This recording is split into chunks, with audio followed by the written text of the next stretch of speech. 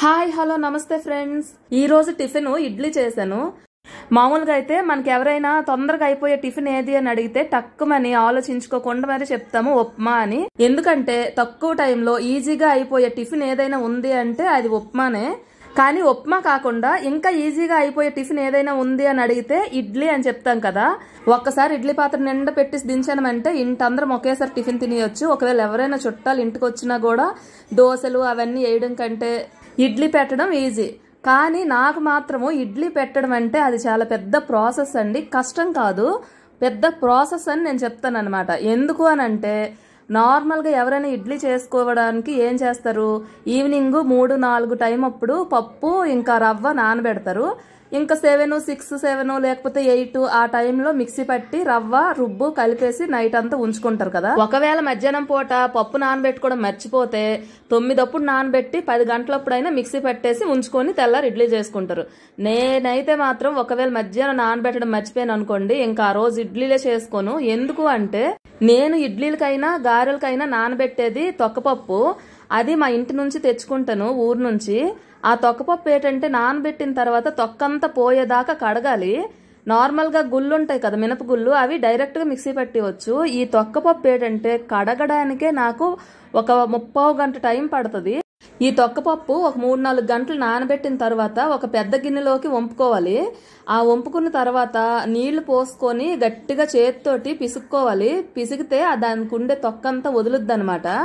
ఇంకా నీళ్లు మారుస్తూ తొక్కంతా పోయి తెల్లగా పప్పు కనిపించేదాకా కడుగుతూనే ఉండాలి.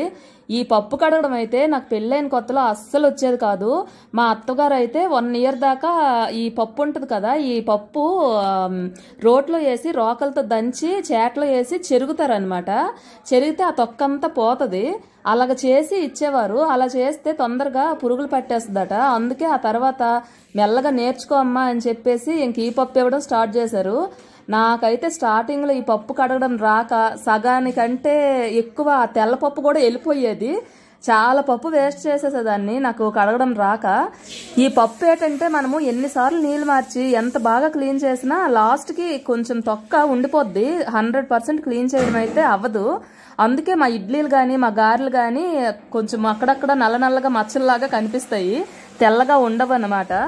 ఈ పప్పు కడిగిన నీళ్ళు ఉంటాయి కదా, ఈ నీళ్ళు ఈ తొక్క ఇదంతా కూడా మనం ఇక్కడైతే వేస్ట్ గా పడేస్తాను. అదే ఊర్లోగానైతే ఈ నీళ్ళన్నీ ఒక బకెట్ లో వేసి ఆవులకి కుడితిలాగా పెడతారు. ఇది పశువులకు పెడితే చాలా బలము పశువులకి. అసలు ఈ మినుముల నుంచి తొక్కపప్పు ఎలా తీసుకుంటారో మీకు తెలుసుకోవాలని ఉందా? నాకైతే మీకు చెప్పాలని ఉంది. ఆ వీడియో చూపిస్తున్నాను చూడండి. ఫస్ట్ మినుములు కడుగుతారండి. మన పొలంలో పండించుకున్న మినుములు ఉంటాయి కదా, అవి పెద్ద టబ్బులో వేసి ఎక్కువ నీళ్లు పోసి నానబెడతారు. అందులో మట్టి అంతా నానిపోయి అడుగుకు చేరుతుంది. అప్పుడు అవి బాగా మట్టి లేకుండా ధాన్యము చెత్త గట్ట లేకుండా బాగా కడుగుతారు. కడిగి ఒక రోజంతా ఎండబెడతారు. ఎండబెట్టిన తర్వాత ఈ తిరవల్లో వేసి తిప్పుతారండి. చూసారా నేను తిప్పుతున్నాను. మొన్న ఊరెళ్ళినప్పుడు మా తోటికోడలు మినప్పప్పు లేదు అంటే చేస్తుంది. అయితే తను తిరవలు తిప్పుతుంటే నేను పక్కనే కూర్చొని నేను కూడా ఒకసారి తిప్పుతాను అని చెప్తే ఇచ్చిందనమాట.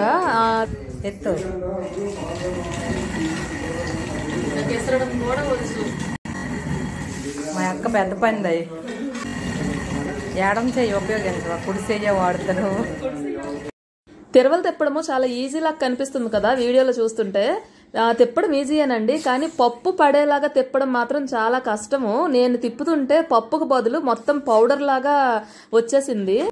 అందుకే మా తోటికోడలు పెద్ద పనిదయ్యి మా అక్క అని సరదాగా అంటుంది. అయితే ఈ తిరవలు తిప్పడంలో కూడా ట్రిక్స్ ఉంటాయి. ఆ ట్రిక్స్ మనకు రావన్నమాట. డైలీగా అది తిప్పుతుంటే అలవాటు అవుతుంది. ఆ తిరవలు తిప్పుతూ ఉంటే ఆ సౌండ్ చూడండి ఎలా వస్తుందో.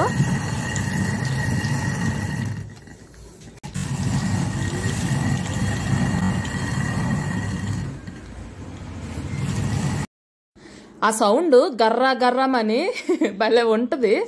ఇప్పుడైతే పెసలు ఇసురుతున్నామండి. ఇసరడం అంటే అవతలకో యువతలకో ఇసిరేసాం అనుకోగలరు, అలా కాదు. తిరవల్లో వేసి ఆ తిప్పి పప్పు చేయడాన్ని ఇసరడము అంటాము. మినుములు ఇసిరినాము, పెసలు ఇసిరినాము, లేకపోతే బియ్యము పిండి ఇసిరినాము అని అంటాం అనమాట. ఆ తిరవలు తిప్పే ప్రాసెస్ ని మా సైడ్ ఇసరడము అంటారు. ఇలా పప్పులు చేసుకోవడము మా అత్తయ్య గారు ఉన్నప్పటి నుంచి మా ఇంటి దగ్గర అలవాటు అండి. ఇంట్లోనే ఇలా పప్పులు చేసుకుంటాము. ఇదంతా చూసిన తర్వాత మీకు ఒక డౌట్ రావచ్చు, ఎంత కష్టం ఎందుకు, చక్కగా మినుములు తీసుకెళ్లి ఏ మిల్లుకో ఇస్తే రిటర్న్ మినప గుళ్ళే ఇచ్చేస్తాడు కదా, పొట్టంతా తీసేసి అనుకోవచ్చు. అలా చేస్తే మనకి కొంచెం నష్టపోతామట. 10 కిలోలు మినుములు ఇచ్చామనుకోండి, ఆడు రిటర్న్ మనకి 6 కిలోలు 7 కిలోలు మినప గుళ్ళేస్తాడట. అక్కడ మనకి 4-3 కిలోలు లాసే కదా. అందుకే మా తోటకోడలు ఎప్పుడు కూడా మిల్లుకి అలాగ ఇవ్వకుండా ఖాళీగా ఉన్నప్పుడు నెలకి 2 నెలలకు ఒకసారి పప్పులు ఇలాగా ఇంట్లోనే చేసేస్తుంది. మేము ఎప్పుడైనా ఊరెళ్ళినప్పుడు పప్పు కావాలి అంటే ఇంట్లో ఆల్రెడీ ఉంటది అనుకోండి, ఇచ్చేద్ది. లేదు అంటే ఇద్దరం కలిసి ఇలా చేసుకుంటాం అనమాట. అదండి మా తొక్కపప్పు ఇడ్లీ స్టోరీ. ఇడ్లీ చేసిన తర్వాత ఖచ్చితంగా ఏదో ఒకటి చట్నీ అయితే చేసుకోవాలి కదా. నార్మల్ గా మా ఇంట్లో అందరికీ ఇష్టమైన చట్నీ ఏదైనా ఉంది అంటే అది బొంబాయి చట్నీ ఇడ్లీతోటి. కానీ ఈ రోజు నేను శనగ పలుకులతోటి చట్నీ చేసినాను. శనగ పలుకులు అంటే ఇంకేదో అనుకోకండి, మా శ్రీకాకుళం సైడ్ పల్లీలనే శనగ పలుకులు అంటాము. నేను ఎప్పుడు శనగ పలుకులతోటి చట్నీ చేసినా ఒట్టి శనగ పలుకులతో చెయ్యను, దానిలో పుట్నాల పప్పు వేసే చేస్తాను. లేదు అంటే ఒక కొబ్బరికాయ అయినా ఉంటే కొబ్బరి అయినా వేసి చేస్తాను. మనం ఎప్పుడు చట్నీ చేసినా కొంచెం లేట్ అయినా శనగ పలుకులు సిమ్ లో పెట్టైనా మీడియం ఫ్లేమ్ లోనైనా కలుపుతూ వేయించుకోవాలి. ఎందుకు అంటే మనం శనగ పలుకులు హై ఫ్లేమ్ లో పెడితే లోపల వేగదు, బయటంతా మాడిపోద్ది, టేస్టే మారిపోద్ది చట్నీ. ఎప్పుడైనా చట్నీ చేసినప్పుడు ఇది ఒక చిన్న టిప్ అనుకోండి, ఈ టిప్ వల్ల చట్నీ టేస్టే మారిపోద్ది. నేను చట్నీ చేస్తే ఒక శనగ పలుకులే వేపుతానండి. పచ్చిమిర్చి, తర్వాత వెల్లుల్లి, చింతపండు అంతా కూడా నేను పచ్చివే వేసేసి మిక్సీ పట్టేస్తాను. అలా చేసినా చాలా టేస్ట్గా ఉంటుంది. ఇంకొక విషయం ఏంటంటే, నేను ఎప్పుడు చట్నీ చేసినా అస్సలు పల్లి చట్నీకి తాలింపే పెట్టనండి, డైరెక్ట్ గా అలాగే వేసుకుని తినేస్తాము. మా పిల్లలు గాని మా ఆయన గాని ఏ రోజు నేను చేసిన వంటకి వంకలు పెట్టరండి. అలాగని నేనేదో పెద్ద వంటగత్తినని కాదు, కానీ ఏదో వండేసాంలే పెట్టేసాంలే అని కాకుండా నేను కొంచెం ఇంట్రెస్ట్ తీసుకొని బాగా వండడానికి ట్రై చేస్తానన్నమాట. ఇంతేనండి ఈ వీడియో. ఇంతవరకు చూసినందుకు మీ అందరికి చాలా అంటే చాలా థ్యాంక్స్ అండి. అలాగే ఒక లైక్ కూడా ఇవ్వండి. మీరు ఇచ్చే లైక్స్ మాకైతే చాలా బూస్టప్ని ఇస్తాయి. డబ్బులు వస్తాయో రావు తర్వాత సంగతి, కానీ అసలు ఈ వీడియో కింద లైకులు చూసుకుంటేనే మాకు ఎంత హ్యాపీ అనిపిస్తుంది అంటే అంత హ్యాపీ అనిపిస్తుంది. అలాగే నా వీడియోల గురించి ఏదైనా చెప్పాలనుకున్నా, సజెషన్స్ ఏవైనా ఇవ్వాలి అనుకున్నా కామెంట్ బాక్స్ లో కామెంట్ చేయండి. అలాగే నా ఛానల్ ని సబ్స్క్రైబ్ చేసి నాకు సపోర్ట్ చేయండి ఫ్రెండ్స్. ఇంకా వీడియోస్ బాగా చేయడానికి ట్రై చేస్తాను. బాయ్.